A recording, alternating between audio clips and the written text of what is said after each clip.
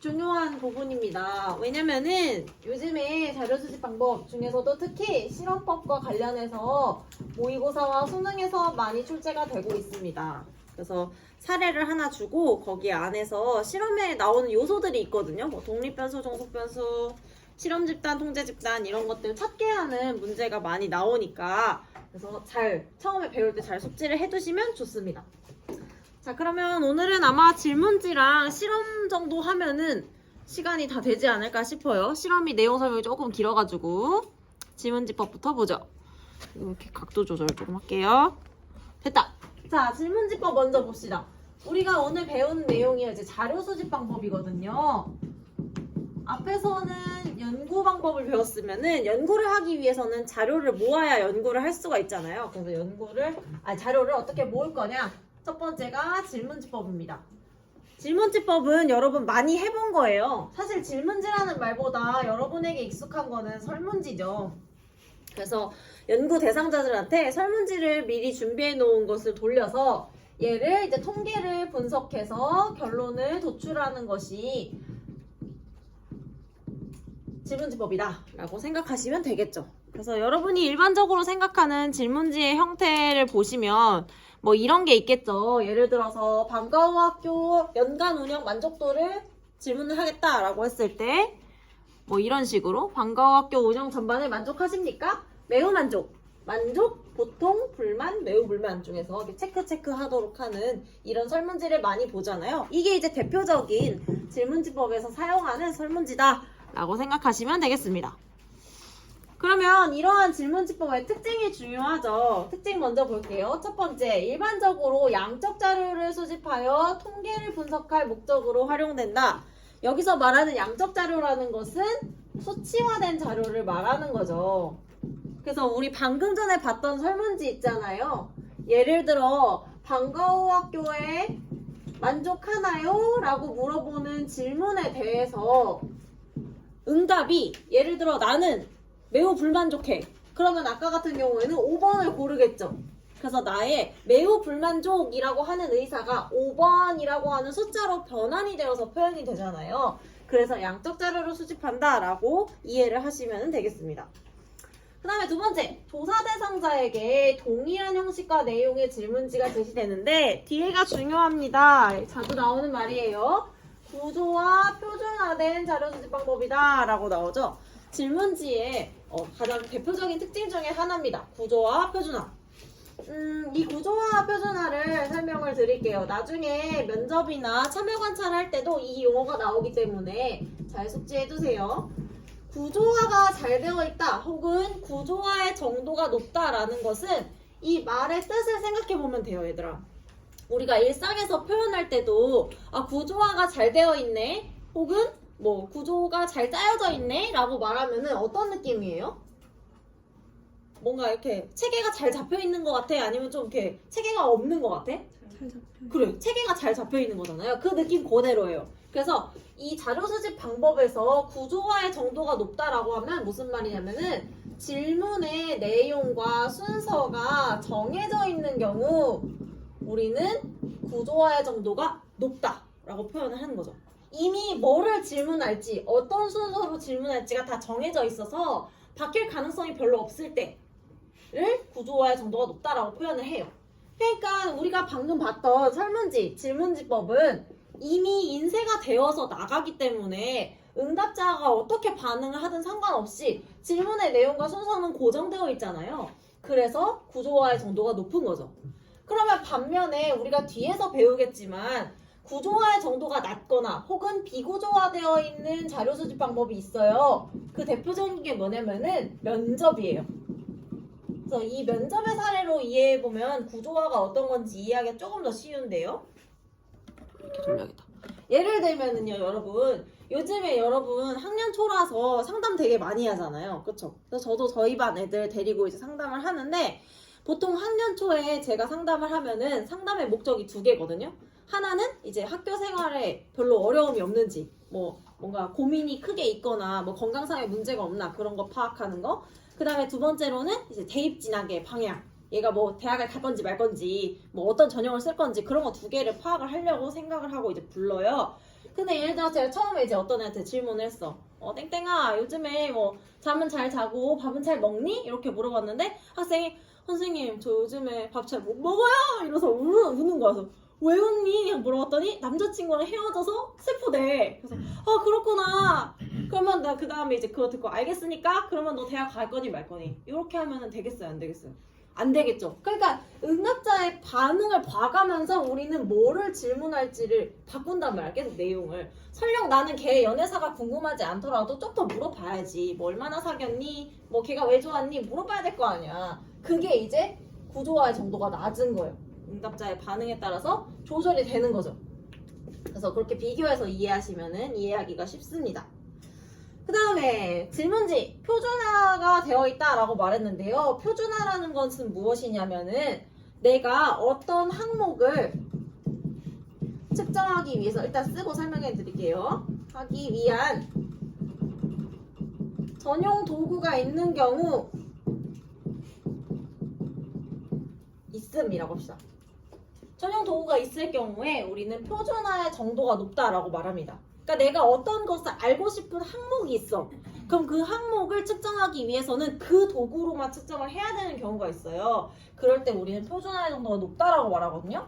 예를 들면 이거는 예시를 하나 들면 여러분이 잘 이해할 수 있는데 예를 들면 여러분 자기 MBTI 다 알죠? 그쵸? MBTI 어떻게 알았어요? 자기 MBTI? 그래, 검사 뭐 어디 들어가서 했어요? 그래, 네이버에 MBTI 검사 치면은 www.16개 personality.com 나오잖아. 그럼 너네 거기 들어가가지고 사람 얼굴 나와있고 막 이렇게 동그라미 5개 있는 거 중에 하나씩 체크해가지고 검사했잖아요. 그거예요. MBTI라고 하는 항목을 측정하기 위해서는 그 사이트에 들어가서 측정을 해야 되는 거죠. 그죠? 다른 도구가 없어요. 그게 표준화의 정도가 높다라고 말을 하는 거예요. 반면에 우리 방금 전에 이제 이야기했었던 면접 같은 경우에 표준화의 정도가 굉장히 또 낮은 자료 수집 방법이 되겠죠. 물론 참여 관찰도 있지만 그건 이해하기 어려울 테니까 지금 면접만 얘기할게요. 면접도 아까 우리 얘기했던 것처럼 학년 초에 선생님들이랑 상담 해마다 했잖아요. 근데 담임 선생님들이 물어보는 거 다 똑같아요? 아니죠. 그거 다 달라. 왜? 전용 도구가 없으니까. 그래서 표준화의 정도가 낮다라고 말을 하는 겁니다. 둘이 비교해서 이해하면 이해하기가 더 쉬워요. 자, 그 다음에 이제 세 번째. 질문지법의 특징입니다. 관심을 두고 있는 대상 모두를 조사하는 전수조사를 수행하는 경우도 있지만 여기 뒤가 중요하죠. 모집단에서 표본을 추출하여 표본조사를 수행하는 경우가 일반적이다. 사실 질문지 말고 양적연구에서는 이렇게 표본조사를 많이 하는데요. 요거의 개념도 조금 설명을 해드려야 될 것 같아요. 여기 좀 지우고 예를 들면 이런 거죠, 여러분. 우리 다음 주쯤에는 아마 계속 미뤄지고 있는데 그 대통령 탄핵 선고가 인용될지 기각될지 나온대요. 어쨌든 만약에 이제 기각이 되면은 기각이 된다. 인용이 되면은 새로 대통령을 뽑겠죠. 그럼 보통 이제 대통령 선거 같은 거 앞두고 그런 거 많이 하잖아요. 마음이 급해. 대통령 후보를 누구를 지지하는지 조사 뭐 이런 거 많이 하잖아요. 여론조사 같은 거. 그거를 예시를 들어서 이제 이 모집단과 표본이라는 이야기를 좀 해보도록 할게요. 대통령 선거에서 후보 지지도를 알고 싶어요. 그러면 이 조사는 누구의 생각이 궁금한 거지? 그렇지. 국민들의 생각이 궁금한 거예요. 내가 궁금한 대상은 국민이죠. 그쵸? 근데 우리나라 국민이 몇 명인지 알아요? 5천만 명이 넘는데요. 그렇죠? 엄청 많아요. 그럼 5천만 명한테 다 물어볼 수는 없잖아요. 그건 선거지. 여론조사가 아니라. 그러니까 국민을 다 물어볼 수 없으니까 일부분의 사람들한테 물어봐요. 보통 그 언론에서 많이 하는 여론조사는 18세 이상의 성인 남녀 1000명을 데려다가 전화로 보통 이제 설문조사를 많이 합니다. 그래서 이제 선거철에 전화 많이 오잖아요. 이렇게 해요. 그래서 우리가 이렇게 내가 궁금한 대상은 원래 국민이잖아요. 얘를 모집단이라고 하고요. 그 다음에 내가 다 조사할 수 없기 때문에 일부분을 뽑아서 이제 물어보게 되는데 얘네를 샘플, 이제 한국말로는 표본이다 라고 하는 거죠. 이거 자체는 아마 어렵지 않을 거예요. 그죠? 근데 여기서 중요한 건 뭐냐? 이 표본의 성격이 굉장히 중요한데요. 예를 들어서 하나 설명해 봅시다. 예를 들어서 여론조사를 할 건데 1000명을 어떻게 뽑았냐? 대구 경북 지역에서 이건 그냥 사실에 기반한 거니까 이야기할게요. 대구 경북 지역에서 70대 이상인 사람들로 1000명을 뽑았어. 그러면 이 사람들은 차기 대통령 후보로 누구 지지한다고 말할까? 참고로 대구시장은 홍준표예요. 그러면 이 사람들은 누구를 지지한다고 말할까? 예를 들면 홍준표 지지한다고 하겠죠. 여기는 그 보수당이 굉장히 우세한 지역이니까. 그럼 뭐 예를 들어 뭐 하여튼 국민의힘에서 누군가 지지한다고 말하겠지? 그러면은 이걸 보고 우리나라 국민들은 차기 대통령 후보로 국민의힘에서 나온 홍준표를 지지하는구나 라는 결론을 내면 뭔가가 안 맞는 것 같잖아요. 그죠? 그럼 뭐가 지금 안 맞기 때문에 우리가 이거 좀 이상한데? 라고 생각할까? 지금 어디에서 문제가 있어요? 70. 그렇죠. 지금 뽑은 사람들이 연령대가 그쵸? 나이가 다 70대잖아. 그쵸? 연령대가 고르지가 못해. 그리고 또 뭐가 문제예요? 그렇죠. 지역도 고르지가 못해요. 그래서 연령과 지역대 같은 것들을 다양하게 구성을 했어야죠. 왜? 그래야 이 표본이 모집단 국민을 잘 대표해 줄 거 아니에요. 그래서 우리는 이렇게 표본을 뽑을 때에는 모집단을 잘 대표해 주는 표본을 뽑아야 하는데 우리는 그것을 뭐라고 하냐면 표본의 대표성이 중요하다라고 말하는 거예요. 표본의 모집단을 대표하는 성질이라는 거지.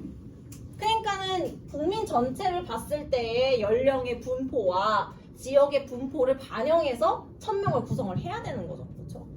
그래서 표본의 대표성이 중요하다라는 말까지 했습니다. 자, 그 다음에 이제 다시 내려가서 질문지법의 특징 4번째 보도록 할게요. 문서화된 질문지를 조사 대상에게 직접 배부해서 작성하도록 하는 방법이 일반적이지만 요즘에는 전화 많이 하죠. 인터넷도 하고요. 그 다음에 이제 장단점 보겠습니다. 올라가서요. 장단점 좀 지울게요. 질문지로 자료를 수집했을 때의 좋은 점은 뭐냐? 첫째, 다수를 대상으로 대량의 자료를 수집하는데 유리하다라는 거죠. 아까 봤던 이런 1000명 단위 사실은 질문지에서밖에 할 수가 없는 방식이에요. 면접으로 1000명 하면 시간 진짜 오래 걸리거든요. 그래서 다수를 대상으로 할 수가 있다라는 게 큰 장점입니다. 그 다음에 두 번째, 시간과 비용 측면에서 비교적 효율적이다라고 했죠. 여러분 저도 석사 때 직접 면접하면서 다녔다고 말씀드렸잖아요. 제가 그때 연구를 했던 게 37명인가 36명인가 하여튼 그랬는데 얘네들을 수업을 하기 전에 한 1시간씩 만나서 인터뷰하고 수업한 다음에 또 1시간씩 만나서 인터뷰했어요. 곱하기 2시간이죠? 그쵸? 그리고 지역도 막 청원고도 있었고 진천에 있는 학교도 있었고 막 이러니까 왔다 갔다 하는데 시간 걸려. 대화하는 데만 시간 걸리지만 우리가 연구를 할 때에는 이거를 다 받아 적어야 돼요. 우리가 나눴던 대화를. 그럼 이거 받아 적는데 시간이 정말 엄청 오래 걸리죠. 그래서 얘네들이랑 대화한 거 받아 적는 데만 한 열흘이 걸렸거든요. 그래서 굉장히 시간이 많이 걸리는 방법이에요. 면접 같은 경우에는. 그런데 이 질문지 같은 경우에는 굉장히 빠른 속도로 많은 정보를 수집을 할 수가 있죠. 그래서 시간과 비용 측면에서 굉장히 효율적인 방법이다. 그 다음에 이제 세 번째, 분석 기준이 명확하고 통계 처리가 용이해서 비교 분석 연구에 적합하다라는 거죠. 예를 들면 이런 여론조사 같은 것도 그렇죠. 여론조사도 대부분 이제 하는 질문이 뭐냐면 응답자의 성별, 그 다음에 거주 지역, 그리고 나서 이제 지지정당이 어디냐 뭐 이런 거 물어본단 말이에요. 그럼 지금 이 세 가지만 가지고도 굉장히 비교할 수 있는 게 많죠. 성별에 따라서 여성일수록 어떤 사람을 지지할까, 뭐 지역 어디에 거주할수록 어떤 사람을 지지할까, 이런 식으로 어떤 기준을 두고 그것을 분석하는 연구에 적합하다라는 게 특징입니다. 그 다음에 단점 볼게요. 질문지로 했을 때 좀 파악이 어렵거나 어려운 점.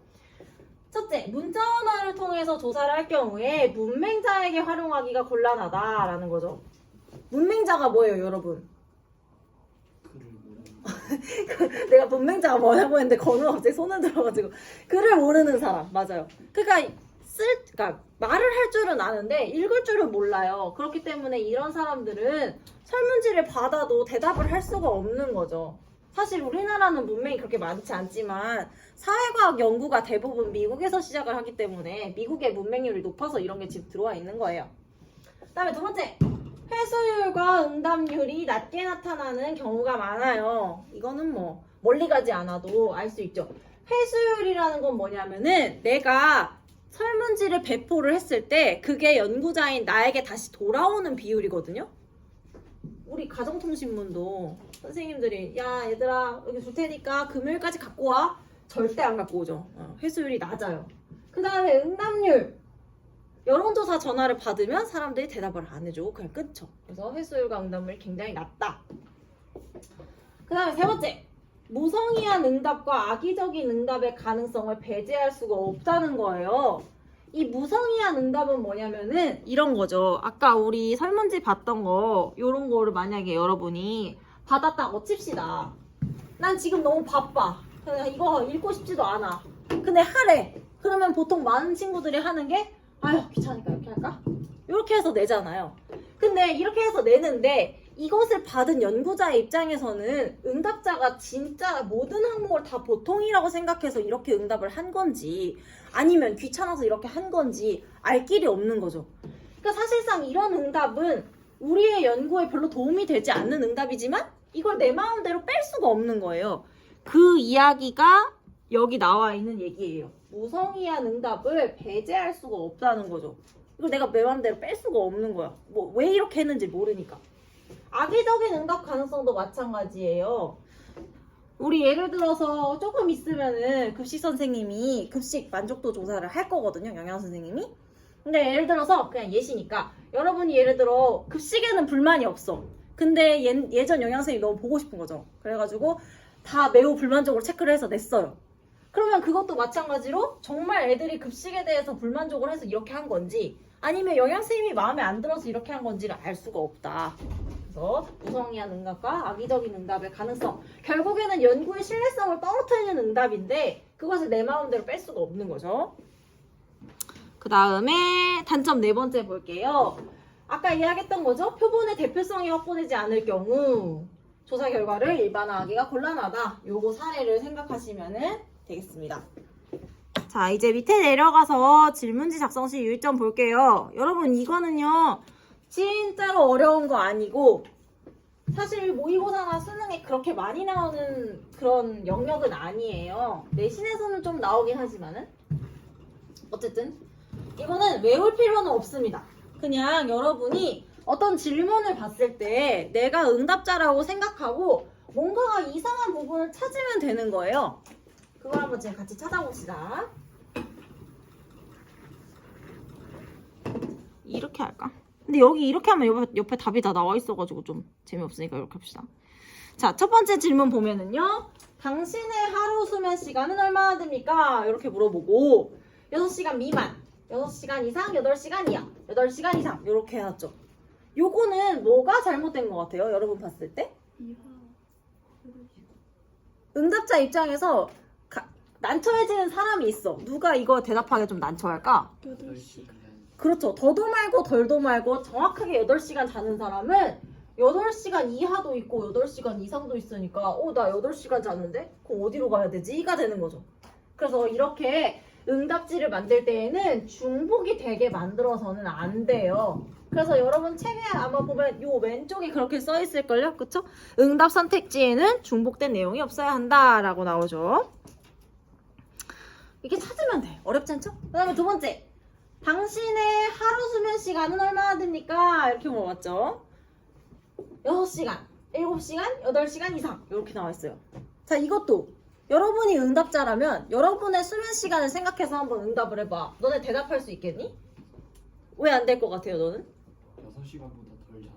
그렇죠. 6시간보다 덜 자는 사람. 예를 들어 난 요즘에 공부를 너무 열심히 해서 4시간밖에 안 자. 갈 데가 없네? 혹은 예를 들어서 이 사이에 있는 값이라도 나는 6시간 반을 자는데 그러면 6시간 반을 자는 사람은 어디로 가야 돼요? 얘도 갈 데가 없죠. 6시간이 7시간밖에 없는데 이 사이에 체크해야 되나? 갈 데가 없는 거죠. 그래서 이런 응답지를 만들 때에는 응답자의 응답할 수 있는 답변을 다 포괄을 해야 돼요. 어딘가에는 갈 데가 있도록 응답지를 구성을 해야 된다는 거죠. 그래서 왼쪽에 보시면은 응답 가능한 모든 선택지를 제시해야 한다. 선택지는 포괄성이 있어야 된다라고 나왔을 거예요. 그렇죠? 그 다음에 이제 세 번째 볼게요. 최근 당신의 수면 시간은 얼마나 됩니까? 라고 물어봤죠. 그리고서 이제 응답지가 6시간 미만, 6시간 이상, 8시간 미만, 8시간 이상. 여기는 응답지는 괜찮네요. 다 답변을 갈 수가 있으니까. 그러면 위에 질문이 문제겠네. 질문이 뭐가 잘못됐죠? 최근. 그렇죠. 최근. 최근은 언제일까요? 어제인지, 일주일 전인지, 한 달인지 알 수가 없죠. 그래서 이 최근이 의미하는 바가 명확하지가 않죠. 그래서 질문은 명확하게 해야 된다. 라고 아마 여러분 왼쪽에 서 있을 겁니다. 네 번째 볼게요. 당신은 당신의 건강관리를 위해서 하루 평균 수면 시간과 운동 시간이 충분하다고 생각하십니까? 라고 물어봤어요. 그렇다, 아니다, 모르겠다. 어딘가는 갈 데가 있어요. 그런데 여기 위에 질문이 잘못됐죠. 여기 뭐가 잘못됐을까? 충분하다. 충분하다고 생각하냐? 이건 근데 주관적인 거니까 그렇다, 아니다 답할 수 있어요. 그렇죠. 두 개를 물었죠. 여러분도 해당될 것 같은데 잠은 많이 자는데 운동을 안 하는 사람은 어디로 가야 될까? 그런 문제가 있는 거죠. 그래서 하나의 질문에게는 한 질문에서는 한 개의 항목만을 물어봤어야죠. 근데 얘는 지금 질문은 하나인데 물어본 게 두 개잖아요. 수면이랑 운동. 그래서 안 된다. 그다음에 다섯 번째 볼게요. 수면은 건강에 가장 중요한 척도라고 합니다. 청소년의 야간 게임 금지 정책에 대해 어떻게 생각하세요? 라고 했어요. 자, 이거 우리 질문을 조금 바꿔보면 우리 평상시에 선생님들한테 많이 당하는 거거든요. 여러분 상담할 때 그런 거 있잖아요. 막 담임선생님이 그래 땡땡아 점수를 올려야 돼. 그치? 알겠지? 공부를 많이 해야 돼. 그래서 너 4월에 야자 어떻게 할 거니? 이렇게 물어보면 어떡하죠? 그럼 그 질문의 의도가 뭐야? 야자 하는 거잖아. 얘도 보세요. 수면이 건강에 중요하대. 애들이 야간에 게임 못하게 하는 거 어떻게 생각하세요? 그러면 찬성하겠죠. 예를 들면 얘는 그래서 응답을 유도하는 질문이죠. 그래서 유도 질문은 해서는 안 된다. 그게 이제 또 왼편에 써 있을 거예요. 특정 응답을 유도하는 질문을 해서는 안 된다. 어렵지 않아요. 여러분 이거 외울 필요도 없어요. 그냥 보고 어디가 잘못됐는지를 응답자 입장에서 찾으려고만 하면 충분히 찾을 수 있습니다. 자꾸 외우려고 들어서 사탐이 힘든 거예요. 자, 우리 밑에 이제 내려가서 실험법을 해야 돼요. 실험법. 아이고 여러분 피곤하죠? 우리 여기서 스트레칭 한 적 있나? 있어요? 그 스트레칭 한번 더 하고 할까? 합시다. 아 왜 또 해 그냥 왜 전래지? 너 하지 마 그러면. 자 합시다 여러분. 자 차렷 하세요. 차렷. 그래요 차렷. 또 시키면 또 할 거면서 그죠? 자 하시고 차렷. 손 아래로 뻗으시고요. 펭귄 선. 그렇죠. 아이 잘한다. 오른손 들어서 왼쪽 귀 위에다 얹으세요. 그렇지. 아래로 쭉 당기세요. 손도 아래로 당기고 왼손도 바닥으로 찔러요. 하나, 둘, 셋, 넷, 다섯, 여섯, 일곱, 여덟, 아홉, 열. 그렇죠. 자, 손을 그대로 뒤통수로 옮겨서 턱을 당겨서 여러분 가슴 바라보세요. 왼손은 바닥으로 찌르세요. 하나, 둘, 셋, 넷, 다섯, 여섯, 일곱, 여덟, 아홉, 열. 반대쪽도 합시다. 자, 왼손 들어서 오른쪽 귀 위에 얹으시고요. 오른손은 바닥으로 찌르고 당겨요. 하나, 둘, 셋, 넷, 다섯, 여섯, 일곱, 여덟, 아홉, 열. 뒤통수로 손 옮기시고요. 턱을 당겨서 가슴 보세요. 하나, 둘, 셋, 넷, 다섯, 여섯, 일곱, 여덟, 아홉, 열. 시원하지 않나요? 안 한 거보다 낫잖아요. 다 따라 해놓고서는. 자, 합시다. 이제 실험법이에요. 실험법. 요거 실험법은요 여러분 그 실험의 과정을 미리 하나 보여주고 나서 이 책을 보면서 설명을 하려고 하거든요. 그래서 잠깐 얘는 좀 끄고 끄고 필기를 하나 할 거예요. 근데 저는 저도 수업 준비하면서 필기하는데 저는 사실 포스트잇 하나로 해결이 됐지만 여러분 어떨지 모르겠어요. 실제로 수업하다 보면 여기 칠판이 다 차긴 하거든요. 근데 도식 같은 거라서 자리 차지는 그렇게 많이는 안 할 거지만 어쨌든 필기할 공간이 필요합니다. 알겠죠? 필기를 하고 그 다음에 스노트 강으로 넘어가서 내용 설명할게요.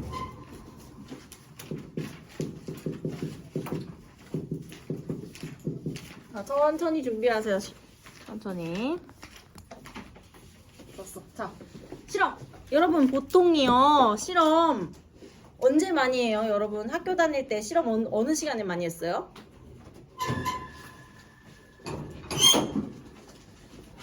그래, 과학 시간에 많이 했죠? 여러분 지금 필기할 거 준비하느라 좀 바쁘구나. 과학 시간에 실험 많이 했잖아요. 그래서 우리는 아주 초보적인 단계의 실험을 시뮬레이션을 하나 돌려보고 그 과정에서 실험에 나오는 용어들이 좀 있어요. 그 용어들을 좀 익히려고 하는 겁니다.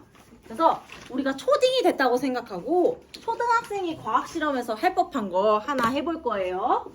자, 우리 실험의 주제는 뭐냐? 물의 공급이 식물의 성장에 미치는 영향이 무엇인지를 내가 알고 싶어요. 너무 귀여운 주제죠? 물의 공급이 식물의 성장에 어떤 영향을 미칠까 궁금해요. 그래서 실험을 통해서 이걸 알아볼 거예요. 자, 그러면 여러분이 실험을 한다고 쳤을 때요. 실험 재료 뭐가 필요할까? 그래요. 물이 있어야겠지. 또 그쵸, 식물 있어야 돼요. 식물 몇 개 살 거예요? 2개. 왜 2개 살 거예요? 그래요, 좋아요. 최소 2개는 있어야겠죠. 그래서 물 공급할 거랑 안 할 거 이렇게 2개 살게요. 자, 2개 살게요. 하나, 둘. 자, 달라 보이지만 똑같은 화분입니다. 어쨌든 샀어요, 이렇게 2개. 자, 이제 샀으면 처음에 데려왔을 때 얘네들의 상태가 어때야 될까? 그렇죠. 되도록이면 상태가 똑같아야겠죠. 근데 우리가 육안으로 얘가 상태가 똑같은지 아닌지를 알기가 어렵잖아요. 그래서 제가 좀 과학적인 용어로 동원할 수는 없지만 얘네 둘의 성장 상태를 한번 확인을 해보기 위해서 검사를 할게요. 성장 검사. 약간 우리 사람도 성장판 검사하는 것처럼 식물도 그런 거 있다고 칩시다. 자, 검사를 했어요. 그랬더니 화분 A는요. 성장 검사의 결과 80점이 나왔어요. 성장 점수가 80점이 나왔어. B는 정말 우연의 일치로 얘도 80점이 나온 거죠. 그러면은 둘이 처음 상태가 똑같네. 확인했어요. 진짜로. 그래서 이제 시작할 거예요. 실험. 자, 이제 둘을 데리고 와서 성장 점수가 똑같은 걸 확인을 했습니다. 그럼 이제 뭐 할 거예요? 물을 이제 공급을 다르게 할 거예요. 그래요. 누구한테는 아까 저 친구가 얘기했던 것처럼 하나에는 물을 주고 하나에는 물을 안 줘야 물을 주고 안 주고가 식물의 성장에 어떤 영향을 미치는지 알 수가 있겠죠. 그래서 우리는 A라는 화분에만 물을 한번 줘볼게요. 그럼 얘는 물을 안 줄 거야. 그쵸? 그러면 이 와중에 물 말고 다른 요소는 어떻게 해야 될까? 뭐 예를 들어 햇빛이라던가 온도라던가 뭐 이런 것들은 어떻게 해야 돼? 둘이 똑같이 맞춰야겠죠. 그래서 뭐 예를 들어서 뭐 햇빛이나 뭐 습도나 온도나 뭐 토양 상태라던가 등등등 다른 요인들은 통일을 하겠다고 여러분이 이야기를 했습니다. 좋아요. 통일했어요. 자, 이렇게 해서 얘는 물을 주고 얘는 안 주고 며칠이 지났어요. 그 다음에 이제 어떻게 할 거예요? 물의 공급이 성장에 미치는 영향이 알고 싶다며. 그럼 이제 어떻게 해야 돼요?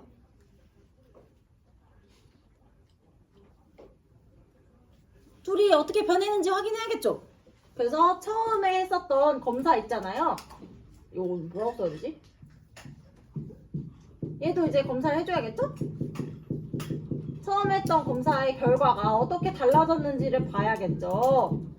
그래서 해봤더니만 A는 100점이 나왔고 B는 85점이 나왔네? 그러면 우리는 이 실험을 통해서 결론. 물의 공급은 식물의 성장에 영향을 주는 걸까 안 주는 걸까? 주는 거겠죠. 어떻게 알았어요? 이 실험을 해봤더니 원래 A는 처음에 점수가 80점이었는데 물을 주고 나서 100점이 됐고 즉 20점이 올랐고 이 B는 처음에 80점이었는데 물을 안 주니까 5점밖에 안 올랐잖아요. 그쵸? 그러니까는 물이라는 것이 이 둘의 차이를 만들었겠다. 왜? 다른 건 다 똑같았으니까. 그래서 아 물은 식물의 성장에 영향을 주네 하고 끝나는 거죠. 이 실험의 과정을 사회과학에서도 똑같이 할 거라서 우리는 여기에 등장하는 요소들의 이름을 좀 붙여볼 거예요. 이름을 잘 아는 게 중요하거든요. 자, 같이 한번 해볼게요. 일단 여기 처음에 실험의 주제로 돌아가서요. 우리 실험의 주제는 물의 공급이 식물의 성장에 미친 영향이었어요. 여기 이 문장을 보면은요. 원인이 되는 변수랑 결과가 되는 게 있거든요. 둘 중에 뭐가 원인이에요? 물에 그렇죠. 물의 공급이 원인이 되는 변수예요. 우리는 이렇게 실험에서 원인이 되는 변수를 독립변인이라고 합니다.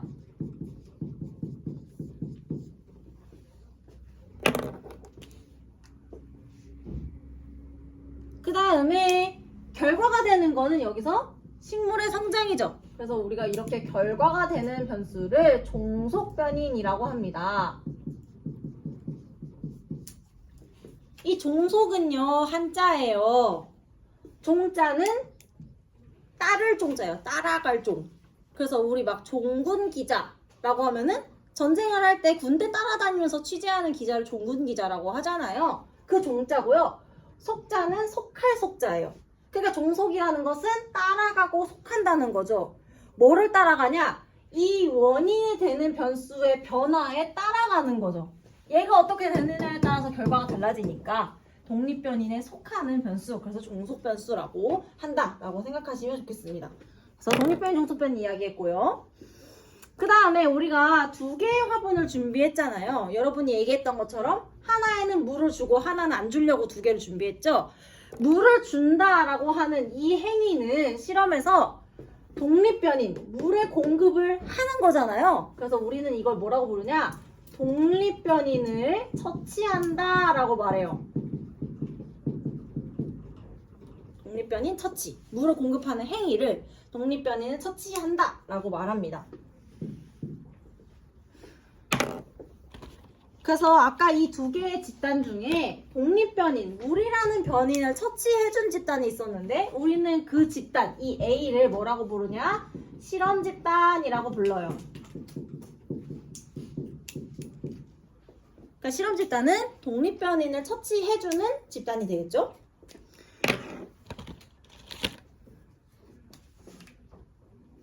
반면에 이 B화분 같은 경우에는요. 독립변인을 처치해주지 않았어요. 그래서 우린 이렇게 독립변인을 처치하지 않는 집단을 뭐라고 부르냐?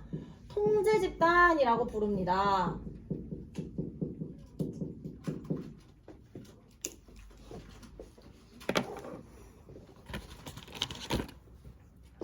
그래서 지금 몇 가지 용어를 봤습니다. 그 다음에 또 우리가 처음에 화분을 데리고 와가지고 둘의 성장 정도가 같은지를 검사를 해봤어요. 그쵸? 그리고 나서 독립변인 처치를 하고 또 한 번 검사를 해서 점수를 비교를 했잖아요. 비포와 애프터의 점수를 비교했잖아요. 그래서 검사를 두 번을 하게 되는데 먼저 번에 하는 이 검사를 뭐라고 부르냐면은 사전검사라고 부릅니다. 왜 사전검사냐? 독립변인을 처치하기 전에 하는 검사이기 때문에 사전검사다. 이렇게 생각하시면 좋을 것 같아요. 사전검사. 그 다음에 독립변인 처치하고 나서 이 독립변인, 물의 효과성을 알기 위해서 한 번 더 똑같은 검사를 하게 되는데 이때의 검사를 뭐라고 하냐? 사후 검사라고 합니다. 왜 사후냐? 독립변인 처치 후에 하는 검사라서 사후 검사.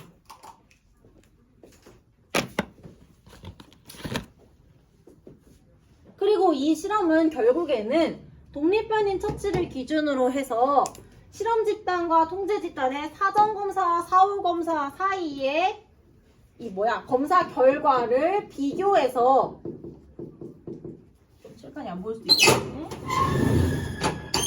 얘 둘의 사이의 차이점, 비포와 애프터를 비교해서 독립변인의 종속변인에 대한 효과성을 알아보는 게 검증해보는 게 결국에는 이 실험의 큰 구조라고 할 수가 있겠죠. 이제 하나 남았다. 여러분 아까 화분 A랑 B랑요 독립변인 물 말고 햇빛, 습도, 온도, 토양 상태 등등등 이런 거는 다 똑같이 해야 된다고 여러분이 얘기했잖아요. 그쵸? 우리가 실험에서 이걸 뭐라고 하냐면은 외생변수 혹은 뭐 경우에 따라서는 외부변인이라고도 하는데 이것을 통제한다 라고 말합니다. 이 외생변수 혹은 외부변인을 통제해야 하는 이유는 여러분도 잘 알죠? 왜?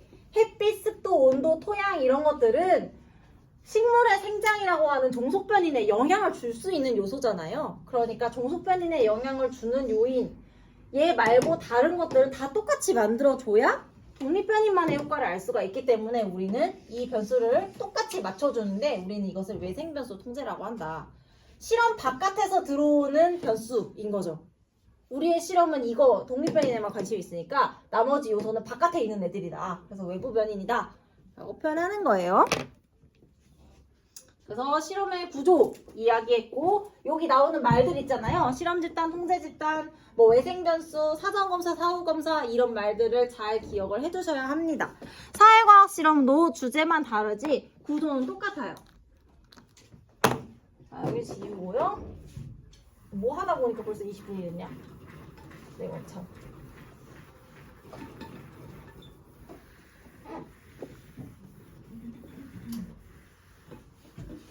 자, 그래서 실험법의 의미와 특징 한번 보겠습니다.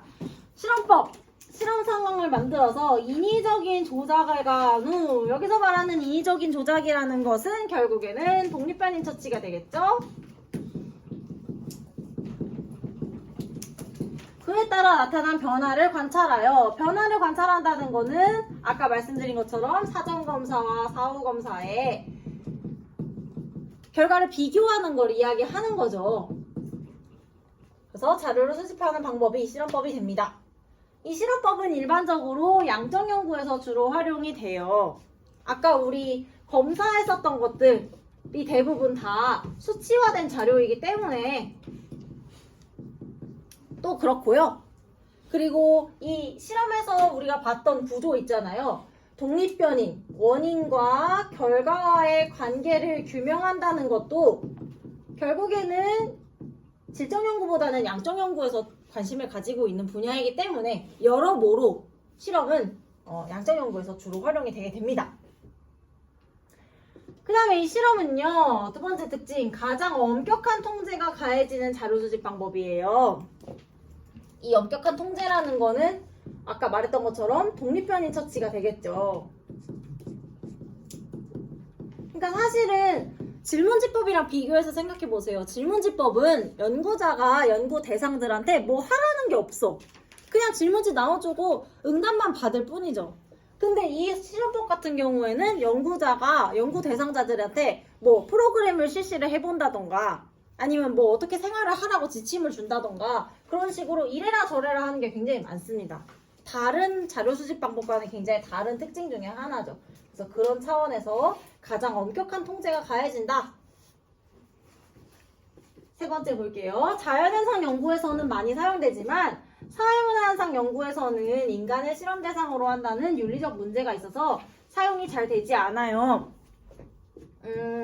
인간을 대상으로 해서 실험을 하는 것이 윤리적인 문제가 있는 경우가 다양한 사례가 있는데 가장 대표적인 사례 하나만 말씀드릴게요. 해마다 애들한테 이거 아냐고 물어보는데 애들 모르더라고요. 여러분 혹시 스탠포드 대학교에서 했었던 사회심리학 실험 중에 감옥 실험 아세요? 그래요. 요 다 똑같은 표정이 아무도 몰라요. 이거 어떤 실험이냐면 스탠포드 대학교의 어떤 교수가 궁금했던 거야. 인간이 먼저일까? 상황이 먼저일까? 그러니까 무슨 말이냐면 사람은 상황에 의해서 굉장히 휩쓸리는 존재일까? 아니면 상황에 휘둘리지 않고 자율성을 가진 존재일까? 이게 이제 궁금해가지고 24명의 참가자를 지역 신문에 이제 광고를 해가지고 구해요. 물론 실험의 주제는 알려주지 않았어요. 그래서 24명 이제 모여서요. 12명씩 동전 던지기를 해가지고 역할을 부여받게 돼요. 12명은 죄수, 12명은 교도관 역할을 받았어요. 제이뽑기로 뽑은 거죠. 그렇게 하고서 이제 진짜 역할에 몰입하게 하기 위해서 죄수 역할을 맡은 사람은 집으로 경찰차를 이제 배동해가지고 데려와요. 이렇게 쑥값 채워가지고. 그리고 교도관 역할 한 사람들도 뭐 교도관 옷도 주고 곤봉 같은 것도 주고 했어요. 그렇게 해놓고 이제 스탠포드 대학교 지하에다가 감옥 세트장을 만들어 놓고 사람들을 넣어 놓은 거죠. 근데 처음에 사람들은 전혀 이 역할에 몰입을 못했어요. 왜냐면 사회에서의 자기 역할이 아니기 때문에 막 자기들끼리 낄낄대고 장난을 치다가 한 이제 이틀, 3일째 되는 날부터 교도관 역할을 하는 사람들이 이제 역할에 몰입을 하기 시작하는 거죠. 뭐 점호 같은 거 할 때에도 가혹하게 시키거나 뭐 말 안 들으면은 맨손으로 변기 닦게 시키고 막 침대를 원래 줬는데 매트리스 뺏고 막 한 이제 5, 6일차 되면은 이제 이 학대의 수준이 굉장히 심해져서 성적으로 학대를 하는 거죠. 뭐 다 빨가벗기고 얼차려를 시키고 뭐 머리에다가 봉지를 씌워놓고 막 행진하게 하고 막 그런 거를 시키는 거죠. 그래서 결국에 이제 실험이 중단이 됐죠. 이 사람들 이제 정신건강에 문제가 생길 수 있으니까. 그래서 이러한 인간을 실험 대상으로 한 연구는 항상 사람들이 어떻게 행동할지 모르기 때문에 이런 윤리적인 문제가 발생을 할 수가 있다. 그래서 제한적으로 사용된다. 까지 하고 다음 시간에 우리 여기 실험법의 장단점 하도록 하죠. 여기는 5분 안에 하기 조금 빠듯해서요.